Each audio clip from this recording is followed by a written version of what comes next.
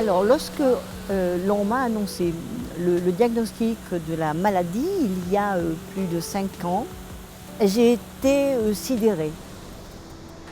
L'annonce, elle a été compliquée et compliquée à entendre. J'ai eu des résultats qui m'ont assommé. On a fait, je crois, un TEP scan, hein, un EBUS, qui lui a révélé sans ambiguïté cancer, classe 4, non opérable. L'information est arrivée, je m'en suis détaché. J'ai presque senti la gravité par le non-dit plus que par les mots qui ont été prononcés finalement. Plus facile à vivre, j'ai choisi de prendre ce Participer à des actions, Alors ça, c'est juste incroyable. des choses pour les autres. Peut-être une position. J'ai choisi de participer à l'essai clinique parce qu'il était grand temps de faire quelque chose et que mon corps était en train de me le dire. Alors, les motivations essentielles, c'est participer à la recherche, de se dire je vais avancer avec les autres dans ce travail. Pour moi, c'est l'essentiel, c'est le bien-être des autres et puis aussi tout de même égoïstement le mien. Il faut bien que ces recherches s'appuient sur quelque chose de concret. Et comme bon, j'avais bien compris que j'avais rien à perdre d'essayer, en tout cas, j'ai donné mon accord sans plus de connaissances, sans plus de consultations. Pour moi, c'était l'occasion d'avoir un traitement de pointe, des produits connus dans d'autres contextes cancéraux. Et de toute façon, si l'immuno ne marchait pas, on repassait sur une chimio classique. Je crois que la maladie fait toujours peur. On a une société où on a rendu la mort tabou. On n'a pas le droit de mourir, il faut être éternel. L'espérance de vie, c'est la seule question que j'avais à poser finalement. Mais la réponse était, ça peut être 4 mois ou 1 an. En tout cas, j'avais retenu qu'il n'y avait pas d'exemple dans le service au-delà de 3 ans. J'ai malheureusement accompagné plusieurs personnes dans la mort suite à un cancer, donc je sais ce que je risque, peut-être dans 1 an ou dans 2 ans, je ne sais pas. Mais non, j'ai pas peur, j'ai confiance.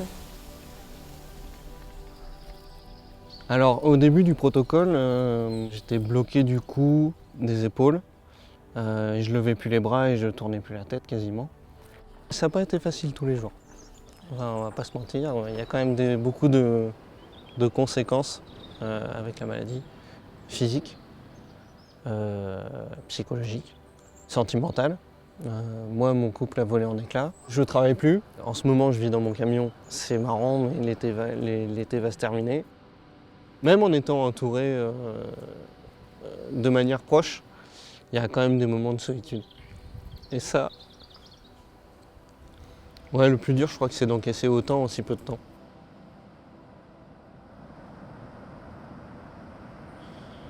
La première chimio, c'était une trithérapie. Et donc, je m'attendais à être vraiment abattu. Ça a duré 5 heures quand même, l'injection.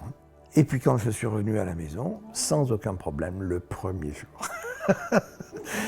Mais très rapidement, j'ai été secoué. Secoué au point que je vomissais tous les jours, plusieurs fois par jour. Et le 5 janvier, je me suis réveillé le 5 janvier, je pensais que je rêvais. J'avais mal nulle part. Je me tournais dans un sens, je me tournais dans l'autre, j'avais mal nulle part.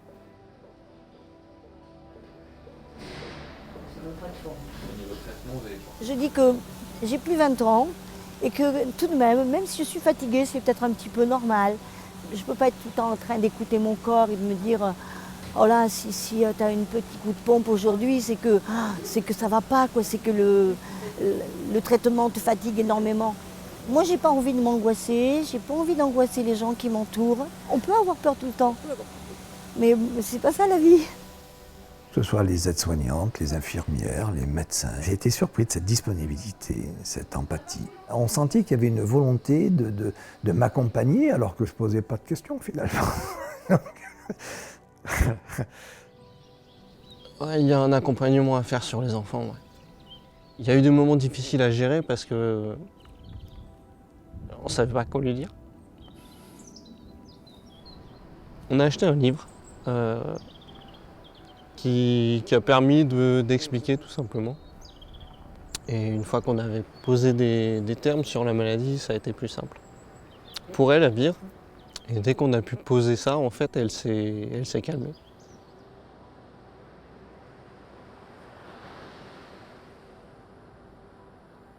Les bénéfices que j'ai pu trouver de suivre un protocole, c'est qu'on a quand même vraiment le sentiment que les choses sont encadrées.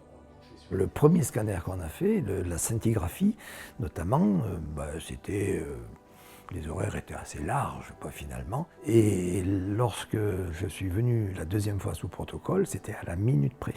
Et puis tout est noté, il y a quand même, on sent que c'est différent, quoi.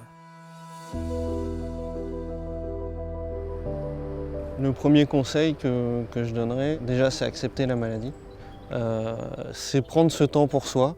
Après, c'est effectivement de vivre le plus normalement possible et d'arriver à se projeter. Mais j'ai dit aux gens, accrochez-vous aux personnes qui vous aiment sincèrement. Ne soyez pas envahis par les relations toxiques. Parce que je pense que c'est pas utile de se retrouver avec une surcharge émotionnelle inutile. Ce qui est important, c'est tout le positif. Cette recherche clinique, c'est être dans un tout, dans un partage, dans du don.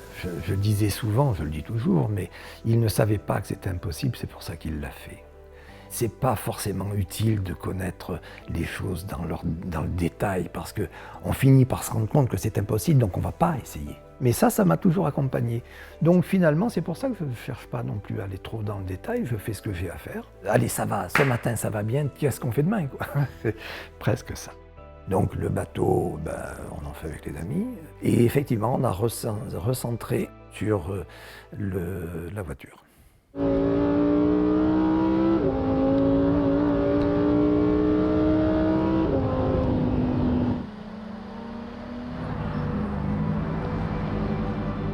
En même temps, de passer du bateau à la voiture, c'est pas une contrainte trop compliquée, quoi. C'est que du plaisir dans un sens ou dans un autre. Mais ce qui est important, c'est d'être bien au moment présent. C'est ça qui est important. Voir en rêvant un peu tous les jours, et bien finalement on est bien.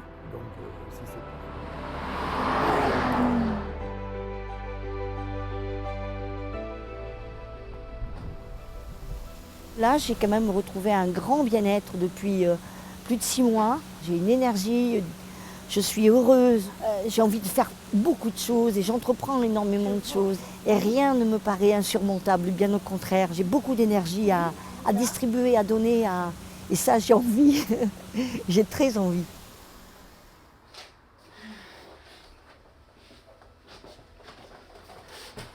Clairement, de pouvoir faire du sport, ça m'a aidé. De vivre dans la nature, ça m'a aidé.